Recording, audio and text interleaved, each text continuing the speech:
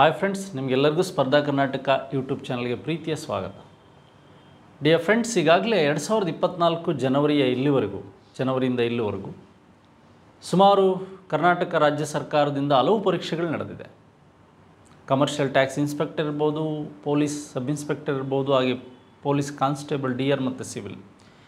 ಈಗ ಮೊನ್ನೆ ನಡೆದಂತಹ ನಾನ್ HK ಸಿವಿಲ್ 25/2/2024 ನಡೆದಂಥ ಪೊಲೀಸ್ ಕಾನ್ಸ್ಟೇಬಲ್ ಪರೀಕ್ಷೆಗೆ ಸಂಬಂಧಿಸಿದ ಹಿಸ್ಟ್ರಿ ಕ್ವಶನ್ಸ್ಗಳಿಗೆ ತಾತ್ಕಾಲಿಕ ಕೀ ಉತ್ತರ ಮತ್ತು ಪ್ರಶ್ನೆಗಳ ವಿಶ್ಲೇಷಣೆ. ಯಾಕೆ ಅಂದರೆ ಈ ವರ್ಷ ನಡೆದಿರ್ತಕ್ಕಂಥ 4-5 ಎಕ್ಸಾಮ್ಗಳಲ್ಲಿ ಸುಮಾರು 3-4 ಪ್ರಶ್ನೆ ಈ ಪೇಪರಲ್ಲಿ ರಿಪೀಟ್ ಆಗಿದೆ. ಹಿಸ್ಟ್ರಿ ಪ್ರಶ್ನೆಗಳು, ಆ ಹಿಸ್ಟ್ರಿ ಪ್ರಶ್ನೆಗಳು ರಿಪೀಟ್ ಆಗಿರೋದ್ರಿಂದ ಮುಂಬರುವ ವಿಲೇಜ್ ಅಡ್ಮಿನಿಸ್ಟ್ರೇಟಿವ್ ಆಫೀಸರ್ ಮತ್ತು KS ಎಕ್ಸಾಮಿಗೆ, ಪ್ರಿಲಿಮಿನರಿ ಎಕ್ಸಾಮಿನೇಷನ್ಗೆ ಯಾವ ರೀತಿ ಪ್ರಶ್ನೆಗಳೆಲ್ಲ ಕಲ್ಚರಲ್ ಹಿಸ್ಟ್ರಿ ಮತ್ತು ಪೊಲಿಟಿಕಲ್ ಹಿಸ್ಟ್ರಿ ಮೇಲೆ ಕೇಳ್ಬೋದು ಅಂತ ಮಾತಾಡ್ತಾ ಹೋಗ್ತೀನಿ. ಪ್ರಶ್ನೆ ಹೀಗಿದೆ. ಪೊಲೀಸ್ ಕಾನ್ಸ್ಟೇಬಲಲ್ಲಿ ಸ್ವಲ್ಪ ಚಾಲೆಂಜಿಂಗ್ ಇರೋ ಪ್ರಶ್ನೆಗಳನ್ನು ಸಹ ಕೇಳಿದರೆ, ಹೊಸ ಪ್ರಶ್ನೆಗಳು ಸಹ ಇಂಟ್ರಡ್ಯೂಸ್ ಆಗಿದೆ ಮತ್ತು ರಿಪೀಟ್ ಆಗಿರೋ ಪ್ರಶ್ನೆಗಳು ಸಹ ಇದೆ. ನೋಡಿ, ತಪ್ಪಾಗಿರುವುದನ್ನು ಆರಿಸಿ ಅಂತ ಕೇಳಿದರೆ ಆಪ್ಷನ್ಸ್ ಈ ಥರ ಇದೆ. ಪಟ್ಟದಕಲ್ಲು ಚಾಲುಕ್ಯ ವಂಶ, ಬೇಲೂರು ಮತ್ತು ಹಳೆಬೀಡು ಹೊಯ್ಸಳ ವಂಶ, ಕಲ್ಲಿನ ರಥ ಹಂಪಿ ವಿಜಯನಗರ ಸಾಮ್ರಾಜ್ಯ, ಇವುಗಳಲ್ಲಿ ಯಾವುದೂ ಅಲ್ಲ. ಅಂದರೆ ಇವುಗಳಲ್ಲಿ ಯಾವುದೂ ತಪ್ಪಾಗಿಲ್ಲ ಅಂತಕ್ಕಂಥ ಅರ್ಥದ ಮೇಲೆ ಇದನ್ನು ಕೊಟ್ಟಿದ್ದಾನೆ. ಲೈಕ್ ದಿಸ್ ನಮಗೆ ಗೊತ್ತಿದೆ. ಪಟ್ಟದಕಲ್ಲಿಗೆ ಸಂಬಂಧಿಸಿದಂತೆ ಈ ಬಾದಾಮಿ ಚಾಲುಕ್ಯರ ಕಾಲದಲ್ಲಿ ವಿಶೇಷವಾಗಿ ನಮಗೆ ಈ ಪಟ್ಟದಕಲ್ಲು ಹಾಗೆ ಬಾದಾಮಿ, ಈ ಒಂದು ಐಹೊಳೆ, ಈ ಮೂರೂ ಸಹ ಪ್ರಮುಖವಾದಂತಹ ಒಂದು ಐತಿಹಾಸಿಕ ಮತ್ತು ಕಲ್ಚರಲ್ ಸಿಟಿಗಳಾಗಿತ್ತು. ನೋಡಿ, ಪಟ್ಟದಕಲ್ಲು, ಬಾದಾಮಿ, ಐಹೊಳೆ ಎಲ್ಲಿದೆ ಅಂತ ಕೇಳ್ತಾರೆ. ಈ ಬಾಗಲಕೋಟೆ ಜಿಲ್ಲೆಯಲ್ಲಿದೆ ಅಂತಕ್ಕಂಥದ್ದು ಗೊತ್ತಿರಬೇಕು. ನೋಡಿ, ಇದೇ ವರ್ಷ ಲಾಸ್ಟ್ ಎಕ್ಸಾಮಲ್ಲಿ ಕೇಳಿರೋ ಪ್ರಶ್ನೆ ಹೇಗೆ ಕೇಳಿದರೆ ಮತ್ತು ಹೇಗೆ ಪ್ರಶ್ನೆಗಳು ಮುಂದುವರಿತಾ ಬಂದಿದೆ ಅಂತ. ಯಾಕೆಂದರೆ ಪಟ್ಟದಕಲ್ಲು, ಕಲ್ಯಾಣಿ, ಬಾದಾಮಿ, ಚಾಲುಕ್ಯರು ಅಂತ ಏನು ಕೊಟ್ಟಿಲ್ಲ. ಚಾಲುಕ್ಯ ವಂಶ ಅಂತ ಕೊಟ್ಟಿದ್ದಾರೆ, ಬಾದಾಮಿ ಚಾಲುಕ್ಯರಿಗೆ ಸಂಬಂಧಿಸಿದಂತೆ ಸರಿ ಇದೆ. ನೋಡಿ, ಪಟ್ಟದಕಲ್ಲಿನಲ್ಲಿರ್ತಕ್ಕಂತಹ ಒಂದು ವಿರೂಪಾಕ್ಷ ದೇವಾಲಯವನ್ನು ಯಾರು ನಿರ್ಮಾಣ ಮಾಡಿದರು ಅಂತ ಕೇಳಿದ್ದಾರೆ. ನೋಡಿ, ಪಟ್ಟದಕಲ್ಲಲ್ಲಿರ್ತಕ್ಕಂಥ ವಿರೂಪಾಕ್ಷ ದೇವಾಲಯವನ್ನು ಈ ಲೋಕ ಮಹಾದೇವಿ ತನ್ನ ಗಂಡ ಪಲ್ಲವರ ಮೇಲಿನ ವಿಜಯದ ನೆನಪಿಗಾಗಿ ಏನು ಮಾಡಿದ್ದಾಳೆ, ನಿರ್ಮಾಣ ಮಾಡಿದ್ದಾಳೆ. ಹಾಗಾದರೆ ಪಟ್ಟದಕಲ್ಲು, ಬಾದಾಮಿ, ಐಹೊಳೆ ಈ ಮೂರೂ ಸಹ ಬಾದಾಮಿ ಚಾಲುಕ್ಯರಿಗೆ ಸಂಬಂಧಿಸಿದೆ, ಸರಿಯಾಗಿದೆ. ನೆಕ್ಸ್ಟ್, ಈಗ ಬೇಲೂರು, ಹಳೆಬೀಡು ಮತ್ತು ಹೊಯ್ಸಳ ವಂಶ. ಈಗಾಗಲೇ ತುಂಬ ಸುದ್ದಿಯಲ್ಲಿರ್ತಕ್ಕಂಥದ್ದು ಹೊಯ್ಸಳ ಕಲ್ಚರ್ ಏನಿದೆ ಅಥವಾ ಇವರ ಕಲೆ ಮತ್ತು ಸಂಸ್ಕೃತಿ ಅಂತಕ್ಕಂಥದ್ದು, ಆರ್ಟ್ ಆ್ಯಂಡ್ ಕಲ್ಚರ್ ಅಂತಕ್ಕಂಥದ್ದು 42ನೇ ವಿಶ್ವ ಪರಂಪರಾ ತಾಣವಾಗಿ ವರ್ಲ್ಡ್ ಹೆರಿಟೇಜ್ ಸೈಟಿಗೆ ಸೇರಿದೆ. ಬೇಲೂರು, ಹಳೆಬೀಡು ಮತ್ತು ಇನ್ನು ಸೋಮನಾಥಪುರ ಅಂತಕ್ಕಂಥ ಮೈಸೂರಿನ ಕೇಶವ ದೇವಾಲಯ.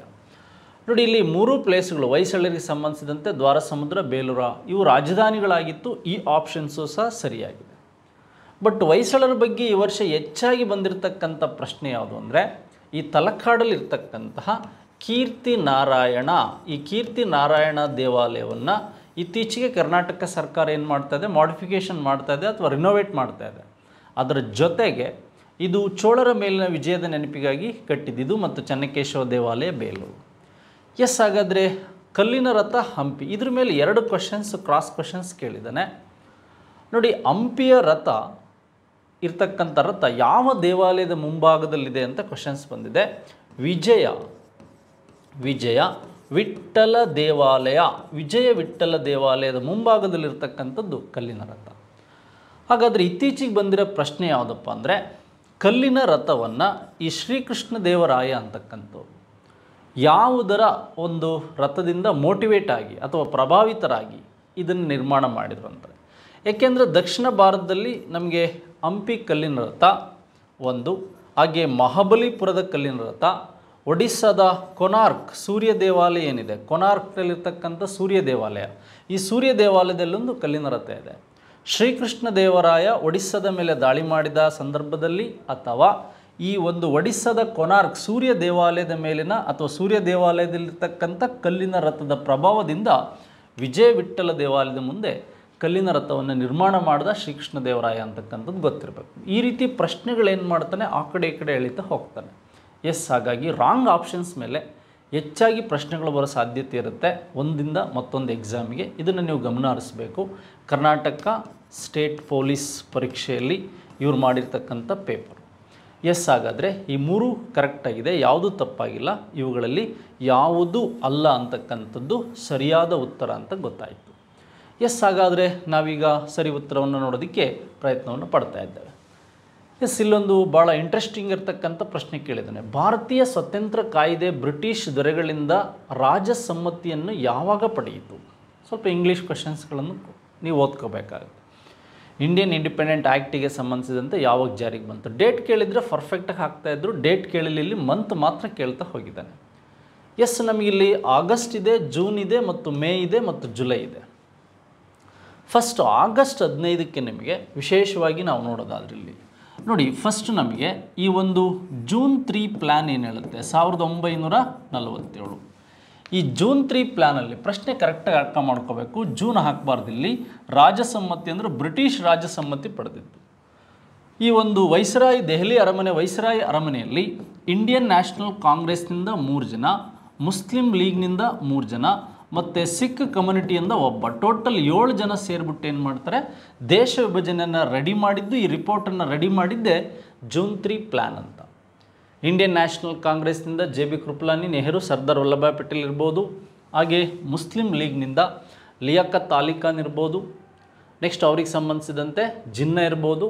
ನೆಕ್ಸ್ಟು ರಬ್ದಾರ್ ಇರ್ಬೋದು. ನೆಕ್ಸ್ಟ್ ಅದಾದಮೇಲೆ ಸಿಖ್ ಸಮುದಾಯದಿಂದ ಸರ್ದಾರ್ ಬಲದೇವ್ ಸಿಂಗ್ ಇರ್ಬೋದು. 7 ಜನ ಸೇರಿ ವೈಸ್ರಾಯ್ ಸೇರಿ ರಿಪೋರ್ಟ್ ರೆಡಿ ಮಾಡ್ತಾರೆ. ಈ ರಿಪೋರ್ಟ್ ಏನಾಗುತ್ತೆ, ಜುಲೈ 4ನೇ ತಾರೀಕು ಬ್ರಿಟನ್ ಪಾರ್ಲಿಮೆಂಟಿಗೆ ಹೋಗುತ್ತೆ. ಜುಲೈ 4ನೇ ತಾರೀಕು ಬ್ರಿಟನ್ ಪಾರ್ಲಿಮೆಂಟಿಗೆ ಹೋದಂಥ ಈ ಜೂನ್ 3 ಪ್ಲ್ಯಾನ್ ಏನಿದೆ, ಈ ಜುಲೈ 15ನೇ ತಾರೀಕು ಬ್ರಿಟನ್ನಿನ ಹೌಸ್ ಆಫ್ ಕಾಮನ್ನಲ್ಲಿ ಅಪ್ರೂವಲ್ ಆಗುತ್ತೆ, ಒಪ್ಪಿಗೆ ಪಡೆಯುತ್ತೆ. ನೆಕ್ಸ್ಟ್ ಇದೇ ರಿಪೋರ್ಟ್ ಏನಾಗುತ್ತೆ, ಜುಲೈ 16ನೇ ತಾರೀಕು ಇದು ಹೌಸ್ ಆಫ್ ಲಾರ್ಡ್ಸ್ ಮೇಲ್ಮನೆಯಲ್ಲಿ ಒಪ್ಪಿಗೆಯನ್ನು ಪಡೆಯುತ್ತೆ. ಹಾಗಾದರೆ ಭಾರತಕ್ಕೆ ಜುಲೈ 18, 1947 ಭಾರತ ಸ್ವತಂತ್ರ ಕಾಯ್ದೆ ಏನಾಗುತ್ತೆ, ಬಿಡುಗಡೆ ಆಗುತ್ತೆ. ಆಗಸ್ಟ್ 15 ನೀವು ಸ್ವತಂತ್ರ ಗಳಿಸೋದಕ್ಕೆ ಅಥವಾ ಸ್ವತಂತ್ರ ಹಸ್ತಾಂತರಕ್ಕೆ ಕೊನೆಯ ದಿನ ಅಂತ ಹೇಳಿದಂಥ act July 18, 1947 act.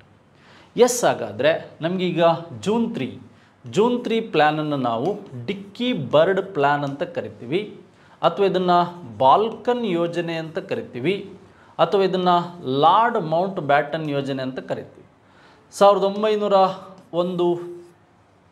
1947 August 15. August 15ಕ್ಕೆ Bharat ಶುಕ್ರವಾರ ಏನು ಮಾಡಿತು, ಸ್ವತಂತ್ರಗೊಳ್ತು.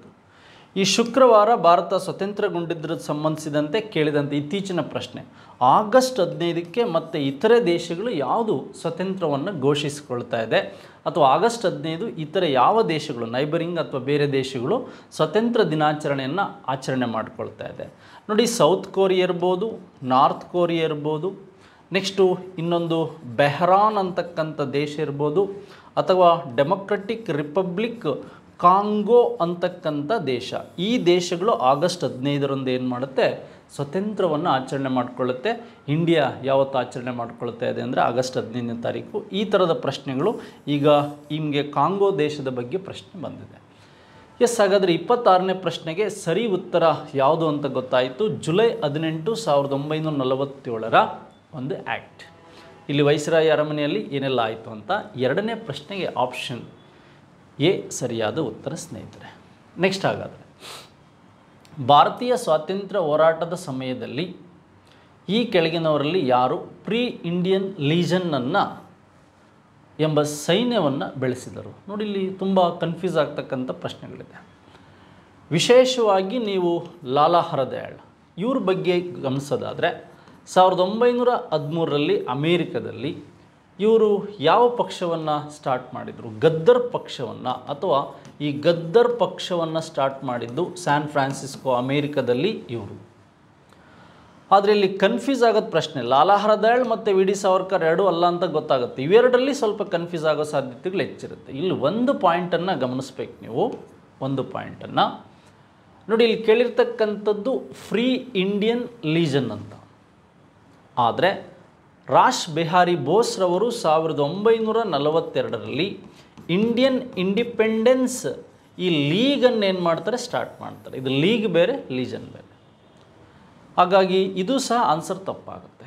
ಆದರೆ ಸುಭಾಷ್ ಚಂದ್ರ ಬೋಸ್ ಈ ಪ್ರೀ ಇಂಡಿಯನ್ ಲೀಗನ್ನು ಸ್ಥಾಪನೆ ಮಾಡಿದ್ದು 1941-42 ಸಂದರ್ಭದಲ್ಲೇ ಇದನ್ನು ಜರ್ಮನಿ ಆರ್ಮಡ್ ಪೊಲೀಸ್ ಮತ್ತು ಇದ್ರ ಜೊತೆ ಸೇರಿ ಸ್ಟಾರ್ಟ್ ಮಾಡಿದಂಥದ್ದು.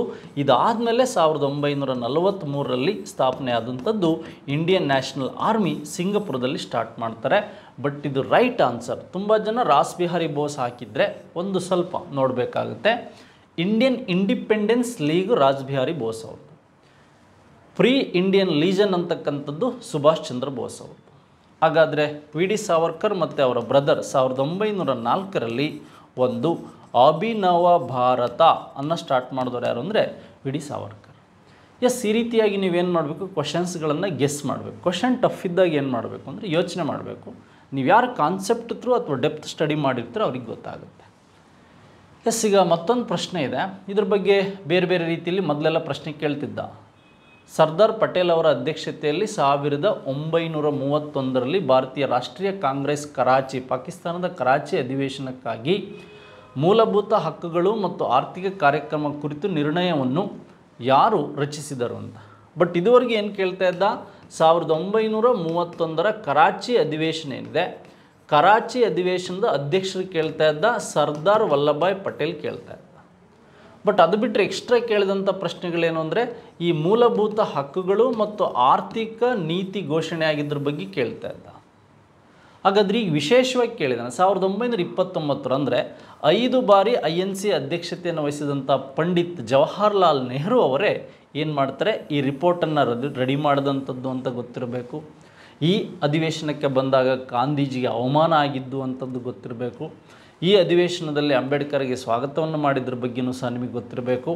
ಗಾಂಧೀಜಿಯವರು 1924 ಬೆಳಗಾಮಲ್ಲಿ, ಡಾಕ್ಟರ್ ರಾಜೇಂದ್ರ ಪ್ರಸಾದ್ ಅವರು ಮೊದಲು 40ರಲ್ಲೂ ಇರ್ತಾರೆ, 1934ರಲ್ಲಿ ಬಾಂಬೆಯಲ್ಲಿ ಒಂದು ಸೋಷಲಿಸ್ಟ್ ಪಾರ್ಟಿಯನ್ನು ಸ್ಟಾರ್ಟ್ ಮಾಡ್ತಾರೆ. ಹಾಗೆ ಡಾಕ್ಟರ್ BR ಅಂಬೇಡ್ಕರ್ ಬಗ್ಗೆ ನಿಮಗೆ ಗೊತ್ತಿದೆ. ಹಾಗಾದರೆ ಈ ಪ್ರಶ್ನೆ 35ನೇ ಪ್ರಶ್ನೆಗೆ ಅಥವಾ ಎಕ್ಸಾಮಲ್ಲೂ ಇರ್ತಕ್ಕಂಥ B ವರ್ಷನ್ಸಲ್ಲಿರ್ತಕ್ಕಂಥ ಪೇಪರ್ಲಿ ಪಂಡಿತ್ ಜವಾಹರ್ಲಾಲ್ ನೆಹರು ಕರಾಚಿ ನಿರ್ಣಯದಲ್ಲಿ ಮೂಲಭೂತ ಹಕ್ಕುಗಳನ್ನು ಹೊರಡಿಸಿದವರು. ಈ ರೀತಿ ಮುಂದುವರೆದ ಪ್ರಶ್ನೆಗಳು ಸಹ ನಿಮಗೆ ಬರ್ಬೋದು. ಎಸ್, ಹಾಗಾದರೆ ಮತ್ತೊಂದು ಪ್ರಶ್ನೆ ಹೀಗಿದೆ.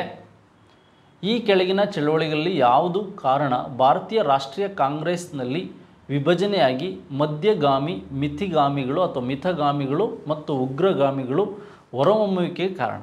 ನೋಡಿ, ಅವನೇನು ಹೇಳಿದ್ದಾನೆ, ಇಂಗ್ಲೀಷ್ ಮಾಧ್ಯಮದ ಪತ್ರಿಕೆಗಳನ್ನು ಚೆನ್ನಾಗಿ ಓದ್ಕೊಳ್ಳಿ ಅಂತ ಹೇಳಿದ್ದಾನೆ. ಇಂಗ್ಲೀಷಲ್ಲಿ ಮಾಡ್ರೇಟರ್ಸ್ ಅಂತಿರುತ್ತೆ ಮತ್ತು ಇಂಗ್ಲೀಷಲ್ಲಿ ಎಕ್ಸ್ಟ್ರೀಮಿಸ್ಟ್ ಅಂತ ಇರುತ್ತೆ. ಇವರು ಯಾಕೆ ಡಿವೈಡ್ ಆದರು ಅಂತಕ್ಕಂಥದ್ದನ್ನು ಕೇಳಿಲ್ಲ. ನಿಮಗೆ ಇಲ್ಲಿ 3 ಕ್ವಶನ್ಸ್ಗಳು ಕನ್ಫ್ಯೂಸ್ ಆಗ್ತಾ ಹೋಗ್ಬೋದು. ಹೇಗೆ ಅಂದರೆ ಇಲ್ಲಿ ಆಪ್ಷನ್ ಸಿ ಕೊಡ್ತಾ ಹೋಗಿದ್ದಾನೆ. 1905ರ ಸ್ವದೇಶಿ ಮೂಮೆಂಟ್, ಬಂಗಾಳ ವಿಭಜನೆ ಆದಮೇಲೆ. ನೆಕ್ಸ್ಟು 1942ರ ಕ್ವಿಟ್ ಇಂಡಿಯಾ ಚಳವಳಿ. ಹಾಗೆ 1920ರ ನಾನ್ ಕೋಆಪರೇಷನ್ ಮೂಮೆಂಟು. ಇಲ್ಲಿ ನಾಗರಿಕ ಅಸಹಕಾರ ಚಳವಳಿ ಅಂದರೆ 1930ರ ಉಪ್ಪಿನ ಸತ್ಯಾಗ್ರಹ. ಬಟ್ ತುಂಬ ಈಸಿಯಾಗಿ ಇದನ್ನು ಕಾನ್ಸೆಪ್ಟ್ ಅರ್ಥ ಮಾಡ್ಕೋಬೋದು. ಹೇಗೆ ಅಂದರೆ 1885ರಿಂದ 1905ರವರೆಗೆ ಈ ಗಾಮಿಗಳ ಯುಗವನ್ನು ಏನಂತ ಕರೀತಾರೆ, ಈ ತೀವ್ರಗಾಮಿಗಳು ಒಂದು ರಾಷ್ಟ್ರೀಯ ಭಿಕ್ಷಾಟನೆ ಅಂತ ಕರೆದರು.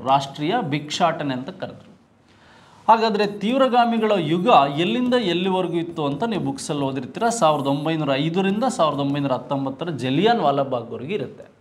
ಈ ಜಲಿಯನ್ ವಾಲಾಬಾಗ್ ಘಟನೆಯಿಂದ ಏನಾಗುತ್ತೆ ಅಂದರೆ ಭಾರತದಲ್ಲಿ ಈ ವಿಡಿ ಅಂದರೆ ನಿಮಗೆ ಭಗತ್ ಸಿಂಗ್ ಇರಲ್ಲ, 1919ರಿಂದ 1940 ಉಧಮ್ ಸಿಂಗ್ ಮೈಕಲ್ ಡಯರ್ನ ಕೊಲ್ಲೋವರೆಗೂ ಏನಾಗುತ್ತೆ, ಇಲ್ಲಿ ಇದು ಎಕ್ಸ್ಟ್ರೀಮಿಸ್ಟ್ ಪೀರಿಯಡ್ ಆಗುತ್ತೆ, ಇದು ಮಾಡ್ರೇಟರ್ಸ್ ಪೀರಿಯಡ್ ಆಗಿರುತ್ತೆ, ಇದು ರೆವಲ್ಯೂಷನರಿ ಥಾಟ್ಸ್ ಆಗಿರುತ್ತೆ, ಹಾಗೆ ಇಲ್ಲಿ ಇದು ಕ್ರಾಂತಿಕಾರಿಗಳ ಯುಗ ಆಗಿರುತ್ತೆ. ನೆಕ್ಸ್ಟು 1919ರಿಂದ 1948ರವರೆಗೆ ನಾವು ಗಾಂಧಿ ಇರಾ ಅಂತ ಕರಿತೀವಿ.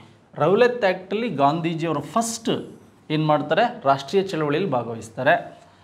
ಹಾಗೆ ಈ ಜಲಿಯನ್ ವಾಲಾಬಾಗಿಂದ ಏನಾಗುತ್ತೆ, ಭಾರತದಲ್ಲಿ ಅತಿ ಹೆಚ್ಚು ಕ್ರಾಂತಿಕಾರಿಗಳು ಹುಟ್ಕೊಳ್ತಾರೆ.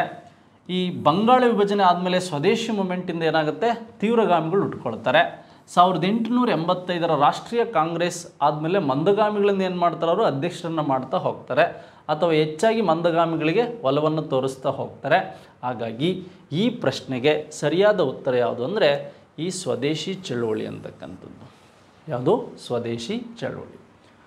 ನೋಡಿ, ಭಾರತದಲ್ಲಿ ಬ್ರಿಟಿಷ್ ಕ್ವಿಟ್ ಇಂಡಿಯಾ ಚಳವಳಿಗೆ ಸಂಬಂಧಿಸಿದಂತೆ ಅರುಣಾ ಆಸೆಫ್ ಅಲಿ, ಉಷಾ ಮೆಹ್ತಾ ಬಗ್ಗೆ 2 ಕ್ವಶನ್ಸ್ ರಿಪೀಟ್ ಆಗಿದೆ. ಅಸಹಕಾರ ಚಳವಳಿ ನಾಗಪುರ ಕಾಂಗ್ರೆಸ್ ಅಧಿವೇಶನದಲ್ಲಾಗಿದ್ದು. ನೆಕ್ಸ್ಟು ನಾಗರಿಕ ಅಂದರೆ ಕಾನೂನು ಭಂಗ ಚಳವಳಿಗೆ ಸಂಬಂಧಿಸಿದಂತೆ ಪ್ರಶ್ನೆ ಕೇಳ್ಬೋದು. ಎಸ್, ಈ ಪ್ರಶ್ನೆಗೆ ಆಪ್ಷನ್ ಎ ಸರಿಯಾದ ಉತ್ತರ ಸ್ನೇಹಿತರೆ. ನೆಕ್ಸ್ಟ್, ರೌಲತ್ ಕಾಯ್ದೆ ಜಾರಿಯಾದಾಗ ಭಾರತದ ವೈಸ್ರಾಯಿ ಯಾರಾಗಿದ್ದರು? ಲಾರ್ಡ್ ಇರ್ವಿನ್ ಇದೆ, ಲಾರ್ಡ್ ರೀಡಿಂಗ್ ಇದೆ, ಲಾರ್ಡ್ ಚೆಲ್ಮ್ಸ್ಫರ್ಡ್ ಇದೆ ಮತ್ತು ಲಾರ್ಡ್ ವೆವೆಲ್ ಇದೆ. ಆಲ್ಮೋಸ್ಟ್ ಇದು ಹಾಕಿರ್ತೀರ. ಯಾವುದು ಆಪ್ಷನ್ಸ್ ಇರುತ್ತೆ ಅಂದರೆ ಈ ಲಾರ್ಡ್ ಚೆಲ್ಮ್ಸ್ಫರ್ಡ್ ಅಂತಕ್ಕಂಥವ್ರು. ನೋಡಿ, ಲಾರ್ಡ್ ಚೆಲ್ಮ್ಸ್ಫರ್ಡ್ ಎಲ್ಲಿಂದ ಎಲ್ಲಿಗೆ ವೈಸ್ರಾಯಿ ಆಗಿರ್ತಾರೆ ಅನ್ನೋದು ಫಸ್ಟ್ ನಮಗೆ ನೀಟಾಗಿ ಗೊತ್ತಿರಬೇಕಾಗುತ್ತೆ. ನೋಡಿ, 1916ರಿಂದ 21ರವರೆಗೆ ಇದ್ದಂಥವ್ರು ಯಾರು ಅಂದರೆ ಇವರೇ ಲಾರ್ಡ್ ಚೆಲ್ಮ್ಸ್ಫರ್ಡ್. ನೋಡಿ, ಲಾರ್ಡ್ ಚೆಲ್ಮ್ಸ್ಫರ್ಡ್ ಕಾಲದಲ್ಲಾದಂಥ 4 ಘಟನೆಗಳು ನಿಮಗೆ ಚೆನ್ನಾಗಿ ಗೊತ್ತಿರಬೇಕು. 1919ರ ಒಂದು ರೌಲತ್ ಆ್ಯಕ್ಟ್ ಇರ್ಬೋದು. ನೆಕ್ಸ್ಟು 1919 ಏಪ್ರಿಲಲ್ಲಿ ನಡೆದಂಥ, ಇದು ಮಾರ್ಚಲ್ಲಿ ನಡೀತೆ, ಇದು ಏಪ್ರಿಲ್ ನಡೀತೆ, ಜಲಿಯನ್ ವಾಲಾಬಾಗ್ ಮೆಸಾಕರಿ ಇರ್ಬೋದು, ಹತ್ಯಾಕಾಂಡ.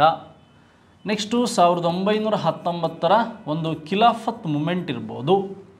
ನೆಕ್ಸ್ಟು ಹಾಗೆ 1919ರಲ್ಲಿ ನಡೆದಂಥ ಮಾಂಟೆಂಗೋ ಚೆಲ್ಮ್ಸ್ಫರ್ಡ್ ರಿಫಾರ್ಮ್ಸ್ ಇರ್ಬೋದು. ಈ 4 ಘಟನೆಗಳಾಗಿದ್ದು ಇವ್ರ ಕಾಲದಲ್ಲಿ. ಎಸ್, ಹಾಗಾದರೆ ಫಸ್ಟ್ ಲಾರ್ಡ್ ಇರ್ವಿನ್ ಎಲ್ಲಿಂದ ಎಲ್ಲಿವರೆಗಿದ್ರು ಅಂತ ನಿಮಗೆ ಗೊತ್ತಿರಬೇಕು. ನೋಡಿ, 1926ರಿಂದ 1931ರವರೆಗಿದ್ದಂಥವ್ರು ಲಾರ್ಡ್ ಇರ್ವಿನ್. ನೋಡಿ, ಇರ್ವಿನ್ ಕಾಲದಲ್ಲಾದಂಥ ಪ್ರಮುಖ ಘಟನೆಗಳೇನು ಅಂತ ಹೇಳ್ತಾರೆ ಅಥವಾ ಕೇಳ್ಬೋದು. 1927 ಸೈಮನ್ ಕಮಿಷನ್ ಬಂದಾಗ ಇರ್ವಿನ್ ಇದ್ದರು. ನೆಕ್ಸ್ಟು 1928 ಮೋತಿಲಾಲ್ ರಿಪೋರ್ಟ್ ಆದಾಗ, ಸೈಮನ್ ಕಮಿಷನ್ ಬಂದಾಗ ಇವರು ಯಾರಿದ್ರು? ಇರ್ವಿನ್ ಇದ್ದರು. ನೆಕ್ಸ್ಟು 1929ರಲ್ಲಾದಂಥ ಲಾಹೋರ್ ಕಾಂಗ್ರೆಸ್ ಅಧಿವೇಶನ ಇರ್ಬೋದು, ಬಾರ್ದೋಲಿ ಸತ್ಯಾಗ್ರಹ ಇರ್ಬೋದು, ಜಿನ್ನಾ ಅವರ 14 ಪಾಯಿಂಟ್ಸ್ ಇರ್ಬೋದು, ಆವಾಗಿದ್ದರು. ನೆಕ್ಸ್ಟ್ ಇನ್ನೊಂದು ಸಲ ಕ್ವಶನ್ಸ್ ಕೇಳಿದರೆ 1930ರ ಸಿವಿಲ್ ಡಿಸೊಬಿಡಿಯಂಟ್ ಮೂಮೆಂಟ್, ನಾಗರಿಕ ಕಾನೂನು ಭಂಗ ಚಳವಳಿ ಆದಾಗ ಯಾರಿದ್ರು ಅಂತ ಕೇಳ್ಬೋದು. ಹಾಗೆ ವಿಶೇಷವಾಗಿ ಕೇಳಿರೋದು 1931 ಈ ಮಾರ್ಚ್ 5ನೇ ತಾರೀಕಾದಾಗ ಗಾಂಧಿ ಇರ್ವಿನ್ ಫ್ಯಾಕ್ಟ್. ಯಾರಿದ್ರು? ಇವರಿದ್ದರು. ಮೊದಲ ದುಂಡುಮೇಜಿನ ಸಮ್ಮೇಳನದಲ್ಲಿ ಇರ್ವಿನ್ನೇ ಇದ್ದ, 2ನೇ ದುಂಡುಮೇಜಿನ ಸಮ್ಮೇಳನಕ್ಕೆ ಚೇಂಜ್ ಆಗ್ತಾರೆ. ಎಸ್, ಹಾಗೆ ಈ ಸಂದರ್ಭದಲ್ಲಿ ಸರ್ ಮಿರ್ಜಾ ಇಸ್ಮಾಯಿಲ್ 1931ರ ಸಂದರ್ಭದಲ್ಲಿ ಅಥವಾ 1927ರ ಸಂದರ್ಭದಲ್ಲಿ ಗಾಂಧೀಜಿ ಮೈಸೂರಿಗೆ ಬಂದಾಗ ಇರ್ವಿನ್ ಸಹ ಏನು ಮಾಡ್ತಾರೆ? ಮೈಸೂರಿಗೆ ಸರ್ ಮಿರ್ಜಾ ಇಸ್ಮಾಯಿಲ್ ಅಂತಕ್ಕಂಥವರು ದಿವಾನ್ರಾದ ಸಂದರ್ಭದಲ್ಲಿ ಭೇಟಿ ನೀಡ್ತಾರೆ. ಹಾಗೆ ಇರ್ವಿನ್ ನಾಲೆಯನ್ನು ಸಹ ನಿರ್ಮಾಣ ಆಗುತ್ತೆ ಮೈಸೂರಲ್ಲಿ. ಯಾರು ನಿರ್ಮಾಣ ಮಾಡ್ತಾರೆ ಅಂದರೆ ಸರ್ ಮಿರ್ಜಾ ಇಸ್ಮಾಯಿಲ್. ನೆಕ್ಸ್ಟ್ ಹಾಗಾದರೆ ನಮಗೆ ಇಲ್ಲಿ ಲಾರ್ಡ್ ರೀಡಿಂಗ್ ಕೇಳ್ಬೋದು. ಇವರು 1921ರಿಂದ 26ರವರೆಗೆ ಇರ್ತಾರೆ. ವಿಶೇಷವಾಗಿ 1924ರ ಬೆಳಗಾಂ ಕಾಂಗ್ರೆಸ್ ಅಧಿವೇಶನ ನಡೆದಾಗ ಲಾರ್ಡ್ ರೀಡಿಂಗ್ ಇದ್ದರು. ಜಸ್ಟ್ ಹಾಗಾದರೆ ವೆವೆಲ್ ಬಗ್ಗೆ ಪ್ರಶ್ನೆ ಕೇಳೋದಾದರೆ 1944 ಲಿನ್ಲಿತ್ ಗೋ ಆದಮೇಲೆ 1947 ಮಂತ್ ಆಫ್ ಮಾರ್ಚ್ವರೆಗೂ ಯಾರಿರ್ತಾರೆ ಲಾರ್ಡ್ ಮೌಂಟ್ ಬ್ಯಾಟನ್ವರೆಗೂ ಅಂದರೆ ವೆವೆಲ್ ಇರ್ತಾನೆ. ಈತನ ವಿಶೇಷ ಸಾಧನೆ ಅಂದರೆ 1945ರಲ್ಲಿ ಸಿಮ್ಲಾದಲ್ಲಿ ಸರ್ವಪಕ್ಷಗಳ ಸಭೆಯನ್ನು ಕರೆದು ಒಂದು ಪ್ಲ್ಯಾನ್ ಮಾಡ್ತಾರೆ. ಅದನ್ನೇ ವೆವೆಲ್ ಪ್ಲ್ಯಾನ್ ಅಂತ ಕರಿತೀವಿ. ಎಸ್, ಹಾಗಾದರೆ ರೌಲತ್ ಆ್ಯಕ್ಟ್ ಬಗ್ಗೆ ಗೊತ್ತಾಯಿತು. ನೆಕ್ಸ್ಟ್ ಮುಂದಿನ ಪ್ರಶ್ನೆ ಹೀಗಿದೆ. ಕೆಳಗಿನವರಲ್ಲಿ ಯಾರು ಕೆಂಪುಕೋಟೆಯ ವಿಚಾರಣೆಯ ಸಂದರ್ಭದಲ್ಲಿ ಭಾರತೀಯ ರಾಷ್ಟ್ರೀಯ ಸೇನೆಯ ಕೈದಿಯನ್ನು ರಕ್ಷಿಸಿದರು? ಸ್ವಲ್ಪ ಇದು ಚಾಲೆಂಜಿಂಗ್ ಇರ್ತಕ್ಕಂಥ ಪ್ರಶ್ನೆ. ಬಟ್ ಇಲ್ಲಿ ನೆಹರು ಅವರನ್ನು ಆಪ್ಷನ್ಸಲ್ಲಿ ಕೇಳಿದರೆ ನಿಮಗೆ ಅಷ್ಟು ಚಾಲೆಂಜ್ ಆಗ್ತಾ ಇರಲಿಲ್ಲ. ವಿಶೇಷವಾಗಿ ಕೇಳಿರ್ತಕ್ಕಂಥ ಪ್ರಶ್ನೆ. ನಿಮಗೆ ವಿನಾಯಕ್ ದಾಮೋದರ್ ಮತ್ತು ಕೈಲಾಶನಾಥ್ ಕಟುಜು ಅಂತಕ್ಕಂಥವ್ರು ಮತ್ತು ಸುಚೇತಾ ಕೃಪಲಾನಿ ಅಂತಕ್ಕಂಥವ್ರು ಶ್ಯಾಮ್ ಪ್ರಸಾದ್ ಮುಖರ್ಜಿ ಅಂತ. ನಿಮಗೆ ವಿ ಡಿ ಸಾವರ್ಕರ್ ಮತ್ತು ಈ 2 ಆಪ್ಷನ್ಸಲ್ಲಿ ಏನಾದರೂ ಕನ್ಫ್ಯೂಸ್ ಆಗ್ಬೋದು. ಅಥವಾ ಶ್ಯಾಮ್ ಪ್ರಸಾದ್ ಇವರು ಮತ್ತು ಇವರು, ಯಾಕೆ ಅಂದರೆ ಇದು ಸುಚೇತಾ ಕೃಪಲಾನಿ ಅಂತಕ್ಕಂಥವ್ರು ಭಾರತ ಸ್ವತಂತ್ರಗೊಳ್ಳೋವರೆಗೂ ಏನಾಗಿದ್ದರು? ಇಂಡಿಯನ್ ನ್ಯಾಷನಲ್ ಕಾಂಗ್ರೆಸ್ಸಿನ ಅಧ್ಯಕ್ಷರಾಗಿದ್ದರು. ಆ ನಂತರ ಮೊದಲ ಸಭೆಗೆ ಡಾಕ್ಟರ್ ರಾಜೇಂದ್ರ ಪ್ರಸಾದ್ ಭಾಗವಹಿಸ್ತಾರೆ. ಆದರೆ ಇಲ್ಲಿ ನೆಹರು ಅವರ ಆಪ್ಷನ್ಸ್ ಕೊಟ್ಟಿದ್ರೆ ಸ್ವಲ್ಪ ಕಷ್ಟ ಆಗ್ತಾಯಿತ್ತು. ನೆಹರು ಅವ್ರ ಬಗ್ಗೆ ಗೊತ್ತಿದೆ. ಇಂಡಿಯನ್ ನ್ಯಾಷನಲ್ ಆರ್ಮಿ ಸೈನಿಕರಿಗೆ ಕೊನೆಯ ಬಾರಿ ನೆಹರು ಅವರು ತಮ್ಮ ಕೋಟನ್ನು ಧರಿಸಿ ಯಾರ ಪರವಾಗಿ ವಾದಿಸಿ ಕೆಂಪುಕೋಟೆಯಲ್ಲಿ ಅವರಿಗೆ ನಿರಪರಾಧಿಗಳು ಅಥವಾ ನ್ಯಾಯವನ್ನು ಒದಗಿಸಿದರು ಅಂದರೆ ನೆಹರು. ಬಟ್ ನೆಹರು ಆಪ್ಷನ್ಸಲ್ಲಿಲ್ಲ. ಈಗ ವಿನಾಯಕ್ ದಾಮೋದರ್ ಅವರು ಹೆಚ್ಚು ವಿಚಾರಣೆ ಆಗಿದ್ದು 1948ರ ಗಾಂಧೀಜಿಯವರ ಹತ್ಯೆಯಲ್ಲಿ ಇವರ ಒಂದು ವಿಶೇಷವಾದಂಥ ಸಂಬಂಧ ಇದೆ ಅಂತ ಅಧ್ಯಯನ ಮಾಡಿ ಇವರ ನಿರಪರಾಧಿ ಅಂತ ಬಿಡುಗಡೆ ಮಾಡಿದರು. ಹಾಗಾಗಿ ಇದು ಆಪ್ಷನ್ಸ್ ಆಗಲ್ಲ. ಹಾಗಾದರೆ ಕೈಲಾಶನಾಥ ಕಟುಜು ಅಂತಕ್ಕಂಥವರು ಸಹ ಏನು ಮಾಡಿದರು, ಇವರ ಪರವಾಗಿ ವಾದವನ್ನು ಮಾಡಿದರು. ಇವರಿಗೆ ಬಿಡುಗಡೆ ಮಾಡೋದಕ್ಕೆ ಕೆಂಪುಕೋಟೆಯಲ್ಲಿ ಕೇಳಿದರು, ಅಥವಾ ಕೆಂಪುಕೋಟೆಯಲ್ಲಿ ಇಂಡಿಯನ್ ನ್ಯಾಷನಲ್ ಆರ್ಮಿ ಸೈನಿಕರನ್ನು ಎಲ್ಲಿ ವಿಚಾರಣೆ ಒಳಪಡಿಸಬಹುದು ಅಂತ ಕ್ವಶನ್ ಬಂದಿದೆ, ಕೆಂಪುಕೋಟೆಯಲ್ಲಿ. ಹಾಗೆ ನೆಹರು ಅವರು ಕೊನೆ ಬಾರಿ ಕೋಟನ್ನು ಧರಿಸಿ ಯಾರ ಪರವಾಗಿ ವಾದ ಮಾಡಿದರು ಅಂದರೆ ಇಂಡಿಯನ್ ನ್ಯಾಷನಲ್ ಆರ್ಮಿಯವ್ರ ಬಗ್ಗೆ. ಹೀಗೆ ಕೈಲಾಶನಾಥ ಕಟುಜು ಬಗ್ಗೆ ಸಹ ನಿಮಗೆ ಮಾಹಿತಿ ಗೊತ್ತಿರಬೇಕು. ಇದ್ರ ಬಗ್ಗೆನೂ ಸಹ ನಾವು ಮಾತಾಡ್ಬೋದು. ಅಂದರೆ ಮಧ್ಯಪ್ರದೇಶದ ಮುಖ್ಯಮಂತ್ರಿಗಳು ಸಹ ಇವರಾಗಿದ್ದರು ಅಂತಕ್ಕಂಥದ್ದು. ಎಸ್, ಈಗ 38ನೇ ಪ್ರಶ್ನೆ ಕೈಲಾಶನಾಥ್ ಕಟುಜು ಅಂತಕ್ಕಂಥವ್ರು ಗೊತ್ತಾಯಿತು. ಅದಾದಮೇಲೆ ಈ ಕೆಳಗಿನ ಯಾವ ಸಂಸ್ಥೆಗಳನ್ನು ಡಾಕ್ಟರ್ ಭೀಮ್ರಾವ್ ಅಂಬೇಡ್ಕರ್ ಸ್ಥಾಪಿಸಿದರು? ಆಲ್ಮೋಸ್ಟ್ ಇದು ಗೊತ್ತಿರುತ್ತೆ ಎಲ್ಲರಿಗೂ, ಬಹಿಷ್ಕೃತ ಹಿತಕರಣಿ ಸಭೆ ಅಂತಕ್ಕಂಥದ್ದು. ಹಾಗೆ ಈ 1930-30ರ ಸಂದರ್ಭದಲ್ಲಿ ಸ್ವತಂತ್ರ ಕಾರ್ಮಿಕ ಅಂದರೆ ಲೇಬರ್ ಪಕ್ಷ ಅಂತಕ್ಕಂಥದ್ದು, ಪರಿಶಿಷ್ಟ ಜಾತಿಗಳ ಒಕ್ಕೂಟ ಅಂತಕ್ಕಂಥದ್ದು ಸಹ ನಿರ್ಮಾಣ ಆಗುತ್ತೆ. ಈ ಮೂರೂ ಪಕ್ಷಗಳನ್ನು ಅಥವಾ ಈ ಮೂರು ಒಂದು ಸಂಸ್ಥೆಗಳನ್ನು ಸ್ಥಾಪನೆ ಮಾಡಿದಂಥವ್ರು ಯಾರು ಅಂದರೆ ಡಾಕ್ಟರ್ BR ಅಂಬೇಡ್ಕರ್. ಇವುಗಳಲ್ಲಿ ಎಲ್ಲವೂ ಅಂತಕ್ಕಂಥದ್ದು ಸರಿಯಾದ ಉತ್ತರ. ಆಲ್ಮೋಸ್ಟ್ ಇವುಗಳಲ್ಲಿ ಎಲ್ಲವೂ ಅಂತಕ್ಕಂಥದ್ದು ಸರಿಯಾದ ಉತ್ತರ. ಇದೊಂದು ಅಪ್ಲೈಡ್ ಮೇಲೆ ಅಥವಾ ನಿಮ್ಮ ಓದಿನ ಥಿಂಕಿಂಗ್ ಮೇಲೆ ಈ ಕ್ವೆಶನ್ಸ್ಗೆ ಆನ್ಸರ್ ಮಾಡಬೇಕಾಗುತ್ತೆ. ಸರಿಯಾಗಿದೆ ಅಂತಕ್ಕಂಥದ್ದು ನೋಡ್ಬೋದು. ಎಸ್, ಮುಂದಿನ ಪ್ರಶ್ನೆ ಇದು ರಿಪೀಟ್ ಆಗಿದೆ ಪ್ರಶ್ನೆ, ಮೊನ್ನೆನೂ ಬಂದಿತ್ತು ಮತ್ತು ರಿಪೀಟ್ ಆಗಿರ್ತಕ್ಕಂಥ ಪ್ರಶ್ನೆ. ಭಾರತೀಯ ಸ್ವಾತಂತ್ರ್ಯ ಹೋರಾಟದ ಉಲ್ಲೇಖದಲ್ಲಿ ಉಷಾ ಮೆಹ್ತಾ ಯಾವುದಕ್ಕೆ ಪ್ರಸಿದ್ಧಿಯಾಗಿದ್ದಾರೆ? ಬಟ್ ಅಲ್ಲಿ ಅರುಣಾ ಆಸೆಫ್ ಅಲಿ ಆನ್ಸರ್ ಕೊಟ್ಟಿದ್ದರು ಲಾಸ್ಟ್ ಟೈಮಲ್ಲಿ. ಇಲ್ಲಿ ಕ್ವಿಟ್ ಇಂಡಿಯಾ ಚಳವಳಿಯಲ್ಲಿ ಒಂದು ಮಹಿಳೆ ರೇಡಿಯೋ ಕಾರ್ಯಕ್ರಮವನ್ನು ನಡೆಸಿಕೊಟ್ಟಿದ್ರ ಬಗ್ಗೆ ಇದು ಕ್ವಶನ್ಸ್ ರಿಪೀಟ್ ಆಗಿದೆ. 2024ರಲ್ಲಿ 2 ಟೈಮ್ ರಿಪೀಟ್ ಆಗಿದೆ. ನೋಡಿ, ಕ್ವಿಟ್ ಇಂಡಿಯಾ ಚಳವಳಿ ಅಂದರೆ 1942 ಬಗ್ಗೆ ವಿಶೇಷವಾಗಿ ನೀವು ಕ್ವಶನ್ಸ್ ಏನೇನು ಬರ್ಬೋದು ಅಂತ ನಾನು ಇಲ್ಲಿ ಮಾತಾಡ್ಬಿಡ್ತೀನಿ. ನೋಡಿ, ಕ್ವಿಟ್ ಇಂಡಿಯಾ ಚಳವಳಿ ನಡೆದಂಥ ಡೇಟನ್ನು ನಿಮಗೆ ಜಾಸ್ತಿ ಕೇಳ್ತಾರೆ. ಆಗಸ್ಟ್ 8ನೇ ತಾರೀಕು ಕ್ವಿಟ್ ಇಂಡಿಯಾ ಚಳವಳಿ ನಡೀತು. ನೋಡಿ, ಕ್ವಿಟ್ ಇಂಡಿಯಾ ಚಳವಳಿಗೆ ಸಂಬಂಧಿಸಿದಂತೆ ಈ ಒಂದು ವಿಧೇಯಕವನ್ನು ಮಂಡಿಸಿದವರು ಯಾರು ಅಂದರೆ ಅರುಣಾ ಆಸೆಫ್ ಆಲಿ ಅಂತಕ್ಕಂಥವ್ರು ಕ್ವಿಟ್ ಇಂಡಿಯಾ ವಿಧೇಯಕವನ್ನು ಮಂಡಿಸಿದವರು. ನೆಕ್ಸ್ಟ್, ಈಗ ಕ್ವಿಟ್ ಇಂಡಿಯಾ ಸಂದರ್ಭದಲ್ಲಿ ಈ ಒಂದು ರೇಡಿಯೋ ಕಾರ್ಯಕ್ರಮದ ಬಗ್ಗೆ ಮಾತನಾಡಿದ ಮಹಿಳೆ ರಿಪೀಟೆಡ್ ಕ್ವಶನ್ಸ್ ಅಂತ ಹೇಳಿದ್ದೀನಿ. ಯಾರು ಅಂದರೆ ಉಷಾ ಮೆಹ್ತಾ ಅಂತ ನೆನಪಿಟ್ಕೋಬೇಕು. ಉಷಾ ಮೆಹ್ತಾ ಅಂತ ನೆನಪಾಗಬೇಕು. ನೆಕ್ಸ್ಟ್, ಹಾಗಾದರೆ ಈ ಕ್ವಿಟ್ ಇಂಡಿಯಾ ಅಥವಾ ಗೋ ಬ್ಯಾಕ್ ಟು ಸೈಮನ್ನರೇ ಹಿಂದಿರುಗಿ, ಈ ಎರಡೂ ಸ್ಲೋಗನ್ಗಳನ್ನು ಮೊದಲು ಯಾರು ಪರಿಚಯಿಸಿದ್ದು ಅಥವಾ ಬಳಕೆ ಮಾಡಿದ್ದು ಅಂತ ಕೇಳ್ತಾರೆ. ಕ್ವಿಟ್ ಇಂಡಿಯಾ, ಭಾರತವನ್ನು ಬಿಟ್ಟು ತೊಲಗಿ, ಮತ್ತು ಗೋ ಬ್ಯಾಕ್ ಟು ಸೈಮನ್ ಅಂತ ಇದನ್ನು ಫಸ್ಟ್ ಬಳಕೆ ಮಾಡಿದವ್ರು ಕೇಳಿದರೆ ಯೂಸಿಫ್ ಮೆಹರೋಲಿ ಅಂತ ಅವ್ರ ಹೆಸರು. ಯಾರು ಅಂದರೆ ಯೂಸಿಫ್ ಮೆಹರೋಲಿ ಅಂತಕ್ಕಂಥದ್ದು ಇದು ಬಳಕೆ ಮಾಡಿದ್ದು. ಬಟ್ ಕ್ವಿಟ್ ಇಂಡಿಯಾ ಸಂದರ್ಭದಲ್ಲಿ 1942ನಲ್ಲಿ ಕ್ವಿಟ್ ಇಂಡಿಯಾ ಅಂತಕ್ಕಂಥ ಘೋಷಣೆ ಯಾರ್ದಾಗಿತ್ತು ಅಂದರೆ ನೆಹರು ಅವ್ರದ್ದು. ಬಟ್ ಈ ಮೂಲ ಸ್ಲೋಗನ್ ಯಾರ್ದು ಅಂದರೆ ಯೂಸಿಫ್ ಮೆಹರೋಲಿದು. ಕ್ವಿಟ್ ಇಂಡಿಯಾ ಸಂದರ್ಭದಲ್ಲಿ ಈ ಡೂ ಆರ್ ಡೈ ಅಂತಕ್ಕಂಥದ್ದು ಹೇಳಿದವರು ಯಾರು ಅಂದರೆ MK ಗಾಂಧಿ ಅಂತ ಗೊತ್ತಿರಬೇಕು. ನೆಕ್ಸ್ಟ್, ಹಾಗಾದರೆ ನಿಮಗೆ ಈ ಡಿವೈಡ್ ಆ್ಯಂಡ್ ಕ್ವಿಟ್ ಅಂತ ಹೇಳಿದವರು ಯಾರು ಅಂದರೆ ಮಹಮ್ಮದ್ ಅಲಿ ಜಿನ್ನಾ ಅವರು. ಡಿವೈಡ್ ಆ್ಯಂಡ್ ಕ್ವಿಟ್ ಅಂತ ಹೇಳಿದವರು ಯಾರು ಅಂದರೆ ಮಹಮ್ಮದ್ ಅಲಿ ಜಿನ್ನಾ ಅವರು ಡಿವೈಡ್ ಆ್ಯಂಡ್ ಕ್ವಿಟ್ ಅಂತ ಹೇಳ್ತಾರೆ. ಎಸ್, ಈ ಕ್ವಿಟ್ ಇಂಡಿಯಾ ಚಳವಳಿ ಬಗ್ಗೆ ಗೊತ್ತಾಯಿತು. ಅಥವಾ ಈಸೂರು ಸಹ ಈ ಸಂದರ್ಭದಲ್ಲಿ ಕರ್ನಾಟಕದಲ್ಲಿ ಸ್ವತಂತ್ರವನ್ನು ಘೋಷಣೆ ಮಾಡಿಕೊಳ್ತು ಅನ್ನೋದು ನಿಮಗೆ ಗೊತ್ತಿರಬೇಕು. ನೆಕ್ಸ್ಟ್, ಕೆಳಗಿನವರಲ್ಲಿ ಯಾರು ಕರ್ನಾಟಕದ ಖಾದಿ ಭಗೀರಥ ಎಂದು ಕರೆಯಲಾಗಿದೆ? ನೋಡಿ, ನಿಮಗೆ ಸುಮಾರು ಇಲ್ಲಿ 2-3 ಪ್ರಶ್ನೆಗಳ ಬಗ್ಗೆ ಕನ್ಫ್ಯೂಸ್ ಆಗ್ಬೋದು. ಸುಮಾರು ಜನ ಹರ್ಡೇಕರ್ ಹಾಕಿರ್ಬೋದು ಅಂತ ನನ್ನ ಅನಿಸಿಕೆ. ನೋಡಿ, ಇಲ್ಲಿ NS ಹರ್ಡೇಕರ್ ಬೇರೆ, ಹರ್ಡೇಕರ್ ಮಂಜಪ್ಪ ಬೇರೆ. ಇಲ್ಲಿ NS ಹರ್ಡೇಕರ್ ಇರೋದ್ರಿಂದ ನಿಮಗೆ ಅದು ಹಾಕಕ್ಕೆ ಹೋಗಬಾರ್ದು ನೀವು. ನೋಡಿ, ಇಲ್ಲಿ ನಿಮಗೆ ಇವ್ರ ಬಗ್ಗೆ ಗೊತ್ತಿದೆ, ಸ್ವತಂತ್ರ ಕರ್ನಾಟಕದಲ್ಲಿ ಸ್ವಲ್ಪ ಓದ್ತಾ ಹೋಗ್ತೀರಾ. ಇಲ್ಲಿ RR ದಿವಾಕರ್ ಅಂತಕ್ಕಂಥವ್ರು ಏನಿದ್ದಾರೆ, RR ದಿವಾಕರ್ ನಿಮಗೆ 1930ರ ಸಂದರ್ಭದಲ್ಲಿ ವಿಶೇಷವಾಗಿ ಈ ಬಳ್ಳಾರಿಯಲ್ಲಿ ಉಪ್ಪಿನ ಸತ್ಯಾಗ್ರಹದ ನಡೆಸೋದಕ್ಕೆ ಮುಂಚೂಣಿಯ ನೇತೃತ್ವ ವಹಿಸಿದವರು ಯಾರು ಅಂದರೆ ಈ ರಂಗನಾಥ್ ದಿವಾಕರ್ ಅಂತಕ್ಕಂಥವ್ರು. ನೋಡಿ, NS ಹರ್ಡೇಕರ್ ಅಂದರೆ ನಿಮಗೆ ಗೊತ್ತಿದೆ, 1923ರಲ್ಲಿ ಹಿಂದೂಸ್ತಾನ್ ಸೇವಾದಳವನ್ನು ಹುಬ್ಬಳ್ಳಿಯಲ್ಲಿ ಸ್ಟಾರ್ಟ್ ಮಾಡ್ತಾರೆ. ಇದರ ಕೇಂದ್ರ ಕಚೇರಿ ಧಾರವಾಡದಲ್ಲಿತ್ತು.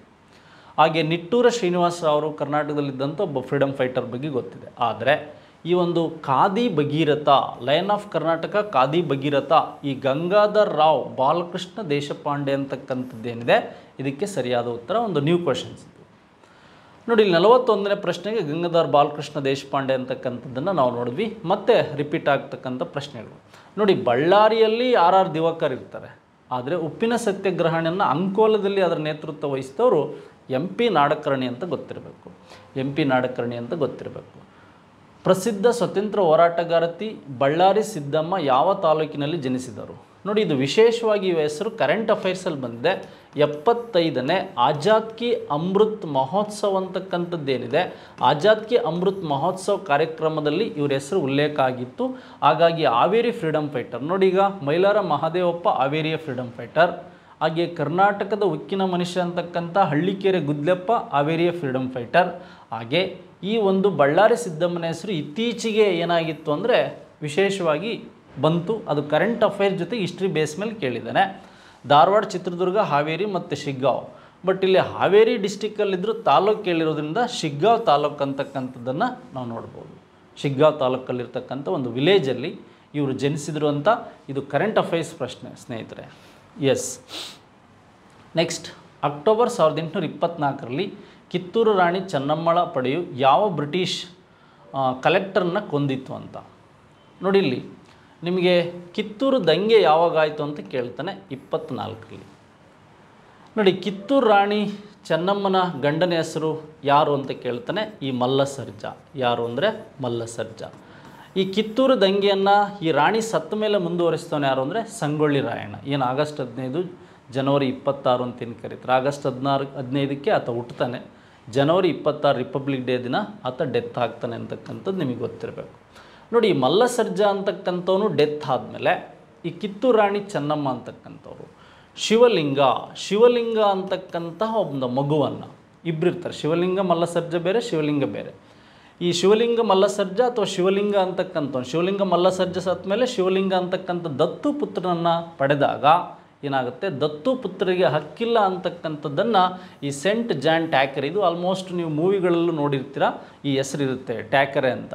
ಇವರನ್ನು ಈ ಕಿತ್ತೂರು ರಾಣಿ ಚೆನ್ನಮ್ಮನ ಸೇನಾನಿಯ ಈ ಬಾಳಪ್ಪ ಅಂತಕ್ಕಂಥವ್ನು ಏನು ಮಾಡ್ತಾನೆ, ಈತನನ್ನು ಕೊಲ್ತಾನೆ, ಜಾನ್ ಟ್ಯಾಕರನ್ನು. ಹಾಗಾಗಿ ಇದು ನಿಮಗೆ ವಿಶೇಷವಾಗಿ ಗೊತ್ತಿರಬೇಕು. ಎಸ್. ಹಾಗಾದರೆ ಮುಂದಿನ ಪ್ರಶ್ನೆ ಹೇಗಿದೆ ಅಂತ ನೋಡೋಣ. ಈ ಕೆಳಗಿನ ವೈಸರಾಯಿಗಳಲ್ಲಿ 1878ರ ದೇಶೀಯ ಪತ್ರಿಕಾ ಕಾಯ್ದೆ ರದ್ದುಗೊಳಿಸಿದವರು ಯಾರು? ಈ ವರ್ನಾಕ್ಯುಲಸ್ ಪ್ರೆಸ್ ಆ್ಯಕ್ಟ್ ಬಗ್ಗೆ PCPSL ಹೈಯೆಸ್ಟ್ ಕ್ವಶನ್ಸ್ ಬರುತ್ತೆ. ಇಲ್ಲೇನು ಕೇಳಿದಾನಂದರೆ ವರ್ನಾಕ್ಯುಲಸ್ ಪ್ರೆಸ್ ಆ್ಯಕ್ಟ್ ಕ್ಯಾನ್ಸಲ್ ಅಂತ ಕೇಳಿದ್ದಾನೆ, ರದ್ದು ಅಂತ ಕೇಳಿದರೆ ನೀವು ಕರೆಕ್ಟಾಗಿ ಓದ್ಕೋಬೇಕು. ನೋಡಿ, ಇಲ್ಲಿ ವಿಶೇಷವಾಗಿ ಲಾರ್ಡ್ ಲಿಟ್ಟನ್ ಇದ್ದಾನೆ. 1878ರಲ್ಲಿ ವರ್ನಾಕ್ಯುಲಸ್ ಪ್ರೆಸ್ ಆ್ಯಕ್ಟನ್ನು ಜಾರಿಗೆ ತಂದವನು ಯಾರು ಅಂದರೆ ಲಾರ್ಡ್ ಲಿಟ್ಟನ್. ಹಾಗೆ 1878ರಲ್ಲಿ ಶಸ್ತ್ರಾಸ್ತ್ರ ನಿಷೇಧ ಕಾಯ್ದೆಯನ್ನು ಜಾರಿಗೆ ತಂದವನು ಯಾರು ಅಂದರೆ ಈ ಒಂದು ಲಾರ್ಡ್ ಲಿಟ್ಟನ್. ಈತ ಆನ್ಸರ್ ಅಲ್ಲ. ಇಲ್ಲಿ ಕೇಳಿರೋದೇನು ರದ್ದುಗೊಳಿಸ್ತಾನೆ ಯಾರು ಅಂತ.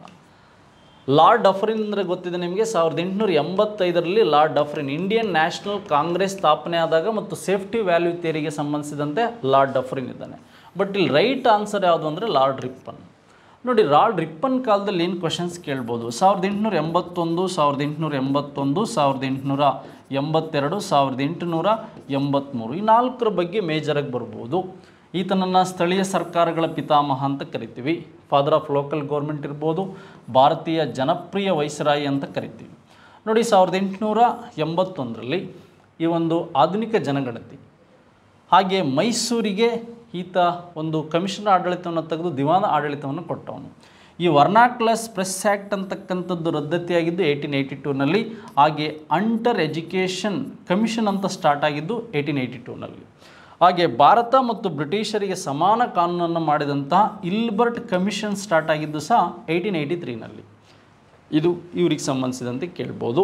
ನೆಕ್ಸ್ಟು ಲಾರ್ಡ್ ಕರ್ಜನ್ ಬಗ್ಗೆ 1904ರ ಪುರಾತತ್ವ ಇಲಾಖೆ ಆರ್ಕಿಯಾಲಜಿ ಡಿಪಾರ್ಟ್ಮೆಂಟ್, 1904ರ VV ಆ್ಯಕ್ಟ್ ಇರ್ಬೋದು, ಹಾಗೆ 1905ರ ಬಂಗಾಳ ಪಾರ್ಟಿಷನ್ ಆಗಿದ್ದಿರ್ಬೋದು. ಇದು ಕರ್ಜನ್ ಕಾಲದಲ್ಲಿ ಬಂದಂಥದ್ದು. ಈ ಪ್ರಶ್ನೆಗೆ ಲಾರ್ಡ್ ರಿಪ್ಪನ್ ಸರಿಯಾದ ಉತ್ತರ. ನೆಕ್ಸ್ಟ್, ಆಲ್ ಇಂಡಿಯಾ ಫಾರ್ವರ್ಡ್ ಬ್ಲಾಕನ್ನು ಯಾರು ಸ್ಥಾಪಿಸಿದರು?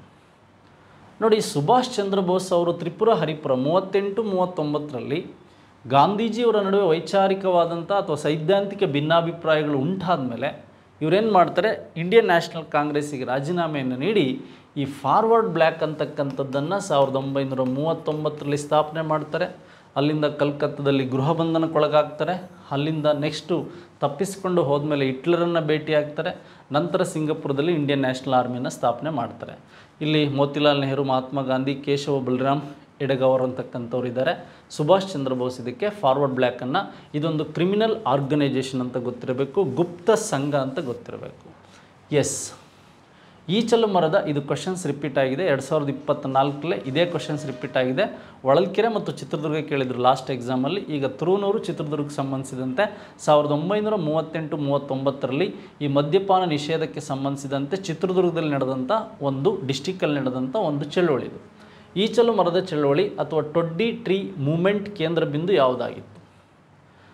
ನೋಡಿ, ಇದು ನಿಮಗೆ ಹಣ್ಣಿಗೆರೆ, ಧಾರವಾಡ, ಈಸೂರು, ಶಿವಮೊಗ್ಗ ಸ್ವತಂತ್ರ ಘೋಷಣೆ, ಈ ತುಮಕೂರು, ಚಿತ್ರದುರ್ಗ ಇದೇ ವರ್ಷ 2 ಟೈಮ್ ರಿಪೀಟ್ ಆಗಿರ್ತಕ್ಕಂಥ ಪ್ರಶ್ನೆ. ಅದಕ್ಕೆ ನೀವು ಕ್ವಶನ್ಸ್ಗಳನ್ನು ನೋಡ್ತಾ ಇರಬೇಕು. ಈ ಗಾಂಧೀಜಿಗೆ ಸಂಬಂಧಿಸಿದಂಥ ಕೆಲವು ಅನುಯಾಯಿಗಳು 1938-39 ಸಂದರ್ಭದಲ್ಲಿ ಈ ಎಂಡ ಅಥವಾ ಈ ಡ್ರಿಂಕ್ಸ್ ಅಂದರೆ ಮದ್ಯಪಾನ ನಿಷೇಧಕ್ಕೆ ಸಂಬಂಧಿಸಿದಂತೆ ಈ ಚಳವಳಿ ನಡೀತು. ಮುಂದೆ ಇದು ಎಸ್ ನಿಜಲಿಂಗಪ್ಪನವರು ಸಹ ಇದರಲ್ಲಿ ಭಾಗವಹಿಸಿದ್ರು. ವಿಶೇಷವಾಗಿ ಈ ಚಳವಳಿ ನಡೆದಿದ್ದು ಈ ಚಿತ್ರದುರ್ಗದ ತುರುವೇನೂರು ಅಂತಕ್ಕಂಥದ್ದಲ್ಲಿ ಸ್ಟಾರ್ಟ್ ಆಯಿತು ಅಂತಕ್ಕಂಥದ್ದು ನೋಡ್ಬೋದು. 47ನೇ ಪ್ರಶ್ನೆಗೆ ಇದು ಆನ್ಸರ್ ಆಗಿದೆ. ಎಸ್, ಹಾಗಾದರೆ ಸ್ನೇಹಿತರೆ ಇಲ್ಲಿ ಮತ್ತೊಂದು ಪ್ರಶ್ನೆ ಇದೆ. ದ್ರಾವಿಡ, ನಾಗರ, ವೇಸರ ಇವುಗಳು ಯಾವುದಕ್ಕೆ ಸಂಬಂಧಿಸಿದೆ? ನೋಡಿ, ಆಲ್ಮೋಸ್ಟ್ ನಿಮಗೆ ದ್ರಾವಿಡ ಶೈಲಿ ಅಂದರೆ ದಕ್ಷಿಣ ಭಾರತ ಅಂತ ನೆನಪಿರಬೇಕು. ಈ ನಕ್ಷತ್ರದ ಆಕಾರದ ಗರ್ಭಗುಡಿಯ ಮೇಲ್ಭಾಗವನ್ನು ಹೊಂದಿದ್ರೆ ಈಗ ನಿಮಗೆ ಆಲ್ಮೋಸ್ಟ್ ದ್ರಾವಿಡ, ನಾಗರ, ವೇಸರ ಮಿಕ್ಸ್ ಇರ್ತಕ್ಕಂಥದ್ದು. ವಿಜಯನಗರ ಇರ್ಬೋದು, ಬಾದಾಮಿ ಚಾಲುಕ್ಯರಿಗೆ ಸಂಬಂಧಿಸಿದಂತೆ, ಹೊಯ್ಸಳ ಶೈಲಿಯಲ್ಲಿ ಹೊಯ್ಸಳರಿಗೆ ಸಂಬಂಧಿಸಿದಂತೆ, ಚೇರ, ಚೋರ, ಪಾಂಡ್ಯ, ಪಲ್ಲವರಿಗೆ ಸಂಬಂಧಿಸಿದಂತೆ ಆಲ್ಮೋಸ್ಟ್ 60% ಟೆಂಪಲ್ಸ್ ಏನಾಗಿರುತ್ತೆ ದ್ರಾವಿಡ ಸ್ಟೈಲಲ್ಲಿ ಇರುತ್ತೆ. ನಿಮಗೆ ಈ ನಾಗರ ಶೈಲಿ ಅಂದರೆ ನಾಗರ ಹಾವಿನ ಉತ್ತದ ಆಕಾರದಲ್ಲಿ ಇರ್ತಕ್ಕಂಥ ಸ್ಟೈಲನ್ನು ಹೊಂದಿರುತ್ತೆ ಎತ್ತರವಾಗಿ ಗರ್ಭಗುಡಿಯಲ್ಲಿ. ಆ್ಯಕ್ಚುಲಿ ನಾವು ಇದನ್ನು ಹೆಚ್ಚಾಗಿ ನೋಡ್ತಕ್ಕಂಥದ್ದು ಗುಪ್ತ ಡೈನೆಸ್ಟಿ ಉತ್ತರ ಭಾರತದಲ್ಲಿ ಹೆಚ್ಚಾಗಿ ನೋಡ್ತಾ ಇದ್ದೀವಿ. ಈಗ ನಿಮಗೆ ವೇಸರ ಶೈಲಿ ಅಂದರೆ ಗೊತ್ತಿದೆ. ಬಾದಾಮಿ ಚಾಲುಕ್ಯರ ಕಾಲದಲ್ಲಿ ನಾಗರ ಮತ್ತು ದ್ರಾವಿಡ ಶೈಲಿಯ ಮಿಶ್ರಿತವಾದಂಥದ್ದೇ ವೇಸರ ಶೈಲಿ. ಹಾಗಾದರೆ ಹೊಯ್ಸಳ ಶೈಲಿ ಅಂದರೆ 8 ಅಡಿಯ ಜಗಲಿಗಳ ಮೇಲೆ ಪಿರಾಮಿಡ್ಗಳ ಆಕಾರದಲ್ಲಿ, ವಿಮಾನದ ಆಕಾರದಲ್ಲಿ ಹೊಯ್ಸಳ ಶೈಲಿ ಏನಾಯಿತು ನಿರ್ಮಾಣ ಆಯಿತು. ಪಂಚಕೂಟಗಳು ಹೊಯ್ಸಳ ಶೈಲಿಯಲ್ಲಿ ನಿರ್ಮಾಣ ಆಯಿತು. ಹಾಗಾದರೆ ದ್ರಾವಿಡ, ನಾಗರ, ವೇಸರ ಯಾವುದಕ್ಕೆ ಸಂಬಂಧಿಸಿದಂತೆ ಈ ಟೆಂಪಲ್ ದೇವಾಲಯಗಳ ವಾಸ್ತುಶಿಲ್ಪ ಶೈಲಿಗೆ ಸಂಬಂಧಿಸಿದ್ದು. ಇದು ಗೆಸ್ ಮೇಲೆ ಹಾಕ್ಬೋದು ಈ ಪ್ರಶ್ನೆಗೆ ಸರಿಯಾದ ಉತ್ತರವನ್ನು. ಎಸ್, ಇಲ್ಲೊಂದು ಮತ್ತೊಂದು ಪುಸ್ತಕವನ್ನು ಕೇಳಿದ್ದಾರೆ. ಈ ಪುಸ್ತಕಕ್ಕೆ ಸಂಬಂಧಿಸಿದಂತೆ ಏನು ಕೇಳ್ಬೋದು? ಪುಸ್ತಕವಾಗಿ ನಂತರ ಪ್ರಕಟವಾದ ಪ್ರಸಿದ್ಧ ಭಾಷಣ ಅನಿಹಿಲೇಷನ್ ಆಫ್ ಕಾಸ್ಟ್ ಬರೆದವರು ಯಾರು? ನೋಡಿ, ಈ ಜಾತಿ ವ್ಯವಸ್ಥೆ ಅಥವಾ ಜಾತಿಯ ನಾಶ ಅಂತ ಕನ್ನಡದಲ್ಲಿ, ಈ ಮತ್ತು ಕ್ಯಾಸ್ಟ್ ವಿನಾಶ ಅಂತ ಕನ್ನಡದಲ್ಲಿ ಕರಿತೀವಿ. ಅನಿಹಿಲೇಷನ್ ಈ ಜಾತಿಯ ವಿನಾಶಕ್ಕೆ ಸಂಬಂಧಿಸಿದಂತೆ ಲಾಹೋರಲ್ಲಿ ಇವರು ಭಾಷಣ ಮಾಡಿದಾಗ ಅಂಬೇಡ್ಕರ್ ಅವರು ಆ ವಿಚಾರಗಳೇನಾಯಿತು ಬುಕ್ಸ್ ಆಗಿ ಪರಿವರ್ತನೆಗೊಳ್ತು. 1936ರಲ್ಲಿ ಈ ಒಂದು ಪುಸ್ತಕವಾಗಿ ಪ್ರಕಟಗೊಂಡಿದ್ದು ಅನಿಹಿಲೇಷನ್ ಆಫ್ ಕಾಸ್ಟ್ ಅಂತಕ್ಕಂಥದ್ದು ಡಾಕ್ಟರ್ BR ಅಂಬೇಡ್ಕರ್ ಅವರು. ಇಷ್ಟು ಪ್ರಶ್ನೆಗಳು ನಮಗೆ ಇತಿಹಾಸಕ್ಕೆ ಸಂಬಂಧಿಸಿದಂತೆ ಅವರು ಮಾತಾಡ್ತಾ ಹೋಗಿದ್ದಾರೆ. ನೆಕ್ಸ್ಟ್ ಹಾಗಾದರೆ ಮುಂದಿನ ವಿಷಯಗಳ ಕುರಿತು ಇದೇ ಪ್ರಶ್ನೆಗಳು ಮತ್ತೆ ಮುಂಬರುವ ವಿಲೇಜ್ ಅಡ್ಮಿನಿಸ್ಟ್ರೇಟಿವ್ ಆಫೀಸರ್ ಇರ್ಬೋದು, ಅಥವಾ ನಿಮಗೆ KS ಕ್ವಾಲಿಫರ್ ಆಗಿರ್ತಕ್ಕಂಥ ಎಕ್ಸಾಮ್ಗಳಿರ್ಬೋದು, ಅಥವಾ ಬೇರೆ ಎಕ್ಸಾಮ್ಗಳಲ್ಲೂ ಸಹ ಬರ್ಬೋದು. ಈ ವಿಡಿಯೋ ಇಷ್ಟ ಆಗಿದ್ದರೆ ಇತರರಿಗೂ ಪರಿಚಯಿಸಿ ಅಂತ ಹೇಳ್ತಾ ವಿಡಿಯೋ ಮುಗಿಸ್ತಾ ಇದ್ದೀನಿ. Thank you very much. ಧನ್ಯವಾದಗಳು.